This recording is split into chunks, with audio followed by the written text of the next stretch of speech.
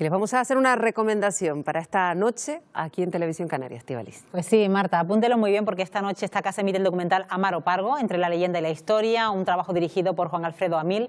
El documental trata de despejar algunas dudas sobre la figura del corsario Amaro Pargo tras 18 meses de investigación. Indudablemente el tesoro existió. Pues todos los detalles nos lo va a dar Juan Alfredo Amil, el director de este documental que se encuentra esta mañana con nosotros. Juan Alfredo, ¿qué tal? Muy buenos días. Buenos días. Muy buenos días. Bienvenido. Antes lo veníamos comentando en la sala de invitados, es una figura que se mueve entre la historia y la leyenda y de hecho este documental se mueve o se sustenta en tres pilares básicos, que es la fe, la tradición oral y también la investigación. Sí, sobre todo en lo que se basa el documental, la premisa del documental es enfrentar el mito con la realidad. Cómo cuando pasa el tiempo, ¿no?, sobre un personaje, lo que viene siendo la historia o las crónicas acaban convirtiéndose o transformándose en leyenda y cómo eso a veces perjudica y a veces beneficia al personaje. Como, por ejemplo, siempre ha quedado la imagen de Amaro Pargo como pirata, como algo muy romántico y tal, y luego también le ha perjudicado porque es como que se cuentan muchas historias que no son verdad o los enlazan con otros personajes. Por eso, ¿hasta qué punto ese aspecto negativo que a veces tenemos de los corsarios es real en la figura de Amaro Pargo? Bueno, él era, está bien que hayas dicho lo del corsario, porque claro, él no era es lo mismo que pirata, claro, exacto. tenerlo claro. Entonces, un corsario era alguien que tenía permiso del rey. Una patente de corso. Una patente de corso para poder atracar barcos enemigos, digamos, ¿no?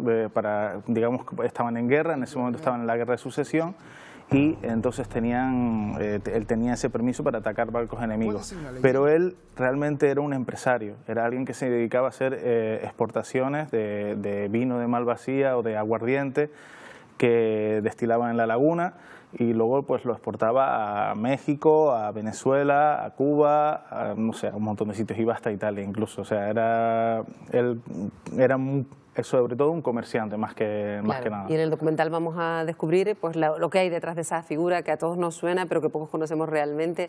¿Y cómo lo has podido sustentar de forma documental? Me refiero en cuanto a las imágenes, porque claro. ¿cómo te lo has arreglado para montar todo ese estupendo reportaje que vamos a ver? Porque no debe haber sido fácil, ¿no? Eso fue lo más complicado porque yo siempre pongo el mismo ejemplo. Cuando hablas, por ejemplo, de personajes famosos como Hitler o Napoleón, hay un montón de documentación, claro. Hay un montón de imágenes. En el tema de Amaro Pargo no era así, porque claro, era un corsario, era como que no hay crónicas diarias de lo que él hacía o no hacía, no hay, solo hay un retrato, solo se conserva un retrato porque el otro se perdió. Hay un montón de situaciones que hacen que sea muy difícil contar una historia sobre él, pero bueno, creo que más que nada, cogiendo de aquí y de allá, conseguimos contar un relato que fuera algo que por lo menos interese a la gente para seguir investigando sobre el personaje, porque esto al fin y al cabo es una piedra de toque para seguir investigando sobre Amaro Pargo. Aquí se va a abordar desde un hijo no reconocido en Cuba, sobre el anhelado tesoro que en teoría se esconde en una zona norte de la isla de Tenerife, incluso su relación con la siervita de Dios. De hecho, si no me equivoco, Juan Alfredo, el rodaje comienza un 15 de febrero, justo ese día en el que se abren las puertas del convento de Santa Catalina de Siena, donde mucha gente va a venerar el cuerpo incorrupto de Sor María de Jesús. Claro, su relación con la siervita es básica, es clave en su historia.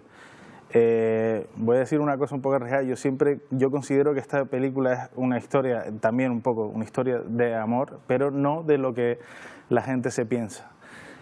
Van a descubrir muchas claves de la relación que tenían ellos dos, la siervita y Amaro Pargo, y van a descubrir realmente que era una relación de aprecio, de afecto. De amistad, digamos, de devoción, claro, pero nada que ver con el morbo con el que se...